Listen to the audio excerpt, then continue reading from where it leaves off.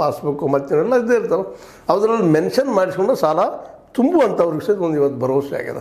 ಇವೇನಾಗಿದ್ದು micro finance ಅವರು ಕೊಟ್ಟರು ತೊಗೊಂಡು ವಾರಕ್ಕೂ ಬರೋರು ಆ ಥರ ಅಂತ ಹೊಸಗೊಬ್ಬರು ಯಾರೋ ಬರ್ತಾರೆ, ತೊಗೊಂಡೋಗೊಬ್ಬರು ಯಾರೋ ಬರ್ತಾರೆ. ಅವ್ರು ಯಾರ ಲಿಸ್ಟ್ ಇಟ್ಟಿರೋದಿಲ್ಲ. ಭಾಳಷ್ಟು ಫೈನಾನ್ಸ್ಗಳಲ್ಲಿ ಭಾಳಷ್ಟು ಈ ಲೇವಾದೇವಿ ಕೊಡುವಲ್ಲಿ ಇಂಥವ್ರಿ ಏನೋ ಮನೆ ತುಂಬಿದ್ನಲ್ರಿ ಬಡ್ಡಿ ಗಂಟೆ ತೆಗೆದು ಇಲ್ಲ ನಿನ್ನ ದಿನ ಕಂತು ಭಾಳ ಅದಾವ, ನೀನು ಬಡ್ಡಿ ಇಟ್ಟು ಸರ್ ಅದು ಈಗೇನು ದಾಖಲೆ ತೋರಿಸ್ಬಿಟ್ಟು ಬಿಡೋದು. ದಾಖಲೆ ಇರೋದಿಲ್ಲ ತೊಗೊಂಡವ್ರ ಕಡೆನೂ ಕೊಟ್ಟವ್ರ ಕಡೆ ಕೊಟ್ಟವ್ರಂತೆ ಪರ್ಪದಲ್ಲಿ ದಾಖಲೆ ಇಡೋದಿಲ್ಲ. ಮತ್ತು ವಸೂಲಿಗೆ ಯಾರ್ಯಾರು ಹೊಸ್ತಿರ್ತಾರೆ. ಯಾಕಂದ್ರೆ ವಸೂಲಿ ಮಾಡೋಕ್ಕೆ ಒಂದು ಗುಂಡ ಗ್ಯಾಂಗನ್ನು ತಯಾರು ಮಾಡಿಬಿಟ್ಟಿರ್ತಾರೆ ಅವರು ಸಾಲ ಕೊಡೋರು.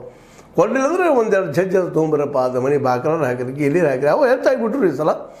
ಮತ್ತು ಸಾಲ ಒಂದು 4-5 ಕಡೆ ಕೊಡೋದು ಎಲ್ಲರೂ ಒಂದಿಗೆ ತುಂಬ್ತಾನಂತ ಅನಿಸ್ತು. ಮನೆಗಿನ ಏಜ್ ಅಂದ್ರೆ ಕೊಟ್ಟೆ ಬಿಡೋದು ಹೋಗ್ರಿ ಅವ್ರು ನಮ್ಮ ಮುಂದೆ ಮನೆ ಹೊಸ ಮಾಡೋಕೆ ಬರ್ತದೆ, ಮತ್ತೆ ಮಾಡೋಕೆ ಬರ್ತದೆ, ಮನೆಯಿಂದ ಎಮ್ಮೆ ಹಿಡ್ಕೊಂಬರ ಬರ್ತದೆ, ಕ್ವಾನರ್ ಹಿಡ್ಕೊಂಬರ ಬರ್ತದೆ ಅಂತೇಳಿ ಸಾಲ ಕೊಡೋರು ಧೈರ್ಯ ಕೊಡ್ತಿದ್ರು. ಮನೆ ಐತಿ ಅಂದ್ರೆ ಮತ್ತೇನು ಹೋಯ್ತು ಅಂದ್ರೆ ಈಗೇನಾಗಿಬಿಟ್ಟಿದಪ್ಪ ಅಂತಂದ್ರೆ ಅಷ್ಟು ಸುಲಭವಾಗಿ ಸಾಲ ಕೊಡೋರು ಮುಂದೆ ಬರೋದಿಲ್ಲ ಅಂತ. ಕೆಲವೊಂದು ಬಂದು ಆಗ್ಬೋದು ಚಲೋ ರೀ ಬಂದಾದ್ರೂ ಒಂದು ರೀತಿ. ಯಾಕಂತಂದ್ರೆ ಸಾಲ ಸಿಗೋದಿಲ್ಲ ಅಂದ್ರೆ ಕೆಲವೊಂದು ಚಟ ಮಾಡೋರು ಬಿಟ್ಟು ಬಿಡ್ತಾರೆ.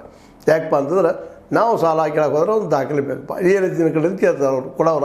ಯಾಕೆ ಹೊಳ್ಳಿ ಬರೋದು ನೋಡ್ಬೇಕಲ್ರಿ. ನಾಳೆ ಇದೇ ಮನುಷ್ಯ ಹೊಳ್ಳಿ ನಿಂತ ಕೇಸ್ ಆಗಿದಪ್ಪ ಅಂದ್ರೆ 1 ಲಕ್ಷ ರೂಪಾಯಿ ಬಡ್ಡಿ, 3 ತಿಂಗಳು ಇದು ಜೈಲ, 108 ಬೆರಸ ಅಂತ ಕಾನೂನುಗಳು ತಯಾರಾಗ್ಯದ. ಸಾಲಗಾರ ಕಿರುಗುಗಳವ್ರಿಗಂತ ಏನು ಭಾಳ ತ್ರಾಸ ಅದ ರೀ. ಯಾಕೆ ಕರ್ನಾಟಕ ರಾಜ್ಯ ಸರ್ಕಾರ ಅಂತ ಸ್ಟ್ರಿಕ್ಟಾಗಿ ಮಾಡಿದ ಫಾಲೋಅಪ್.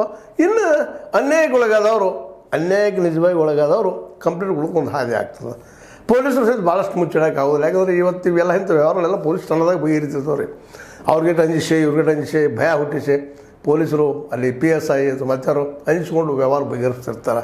ಕೆಲವೊಮ್ಮೆ ನ್ಯಾಯಬದ್ಧ ಆಗ್ತವೆ, ಕೆಲವೊಮ್ಮೆ ಅನ್ಯಾಯ ಹೆಚ್ಚಾಗಿರ್ತವೆ. ಹೇಗಪ್ಪ ಅಂತಂದ್ರೆ ಬಡ್ಡಿಗೂ ನಾವು ಪೊಲೀಸರ ಜೊತೆ ಸಂಬಂಧ ಕಟ್ಟಿರ್ತಾರೆ, ಅನೈತಿ ಸಂಬಂಧಗಳು ಇರ್ತವೆ ಅವ್ರೊಳಗೆ ಏನೇನೇನೋ ಅಂತ. ಹೀಗಾಗಿ ವ್ಯವಹಾರಗಳು ಸರಿಯಾಗಿ ನ್ಯಾಯಬದ್ಧವಾಗಿ ಆಗುವುದಿಲ್ಲ ಅನ್ನೋದು ಈಗಾಗಲೇ ಹಲವು ಸಲ ಸ್ಪಷ್ಟ ಆದಂಥ ವಿಷಯ ಆಗಿದೆ. ಭಾಳಷ್ಟು ಸಲ ಮ್ಯಾಕ್ಸಿಮಮ್ ಅಂದರೂ ಅಡ್ಡಿ ಇಲ್ಲ. ಆದರೆ ಕೆಲವೆಲ್ಲೋ ಒಳ್ಳೆ ಪ್ರಾಮಾಣಿಕ ಪೊಲೀಸರಿದ್ದಾರೆ ಆ ಮತ್ತು ಬೇರೆ. ಆದ್ರೆ ಅವರು ಸಹಿತ ಕೆಲವೊಮ್ಮೆ ಸಹಜ್ರಿ ರೊಕ್ಕ ನೋಡಿದ್ಕೊ ಮನುಷ್ಯ ಚಿತ್ತ ಚಂಚಲಾಗೋ ಸ್ವಾಭಾವಿಕ. ನನಗೊಂದಿಷ್ಟು ಏನೋ 1,000-10,000 ಸಿಗ್ತಾವೇನೋ ಅನ್ನುವಂಥ ಮಾತು ಇದು ಪ್ರತಿಯೊಬ್ಬರಿರೋದ್ರಿಂದಾಗೆ ಆಟೋಮೆಟಿಕ್ ಭ್ರಷ್ಟಾಚಾರ ಸ್ಟಾರ್ಟ್ ಆಗಿಬಿಡ್ತದೆ. ಬಟ್ ಈ ಸಲ ಸ್ಟ್ರಿಕ್ಟಾಗಿ ಏನೋ ಒಂದು ನಮ್ಮ ಏನಪ್ಪ ಆರ್ಡಿನೆನ್ಸ್ ಅಂತಂದ್ರೆ ನಿಮಗೆ ಗೊತ್ತದ